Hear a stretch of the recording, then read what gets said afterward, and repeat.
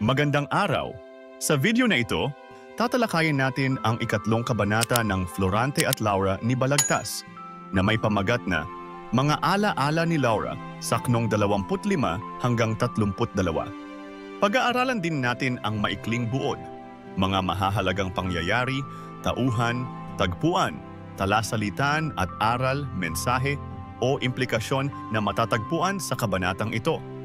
Simulan na natin. Mga alaala ni Laura. Ay, di saan ngayon ako mangangapit? Saan ipupukol ang tinangis-tangis kung ayaw na ngayong dinigin ng langit ang sigaw ng aking malumbay na boses? Kung siya mong ibig na ako'y magdusa, langit na mataas, aking mababata. Isagi mo lamang sa puso ni Laura, ako'y minsan-minsang mapag-alaala. At dito sa laot ng dusa't hinagpis, malawak na lubhang aking tinatawid. Gunita ni Laura sa naabang ibig. Siya ko na lamang ligaya sa dibdib. Munting gunam-gunam ng sintakot mutya. Nang dahil sa aki dakila kong tuwa. Higit sa malaking hirap at dalita, parusa ng taong lilot walang awa.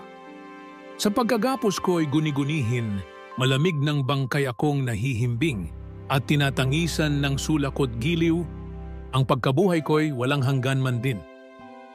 Kung apuhapin ko sa sariling isip, ang suyuan naman ng pili kong ibig, ang pagluha niya kung ako'y may hapis, nagiging ligaya yaring madlang sakit. Nguni sa aba ko, sawing kapalaran. Ano pang halaga ng gayong suyuan kung ang sing-ibig ko'y sa katahimikan ay humihilig na sa ibang kandungan? Sa sinapupunan ng Conde Adolfo, aking natatanaw si Laurang sinta ko.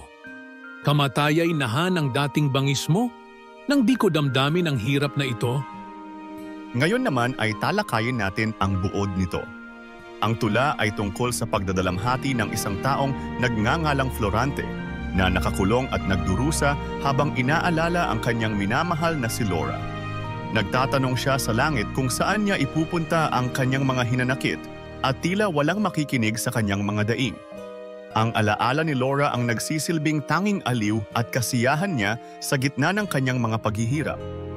Bagaman iniisip niya ang kanilang mga masasayang sandali, nababagabag siya ng ideya na si Laura ay maaaring nasa piling na ng kanyang kaaway na si Conde Adolfo. Ang tula ay nagpapakita ng kalungkutan at pangungulila ni Florante sa kabila ng kanyang masaklap na kapalaran.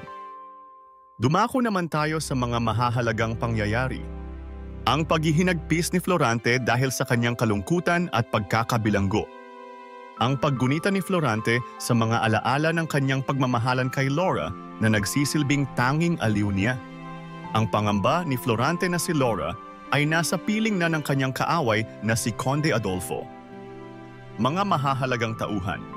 Florante, ang pangunahing tauhan na nagdurusa at inaalala ang kanyang minamahal na si Laura. Siya ay isang bayani na nakakulong at nagdaranas ng matinding kalungkutan. Laura, ang minamahal ni Florante na nagsisilbing inspirasyon at alaala ng kasiyahan sa kabila ng mga paghihirap ni Florante. Conde Adolfo, ang kaaway ni Florante na umaagaw sa puso ni Laura. Siya ang sumisimbolo sa taksil at kalaban sa buhay ni Florante. Dumako naman tayo sa tagpuan. Ang tagpuan ng kwento ay sa isang gubat.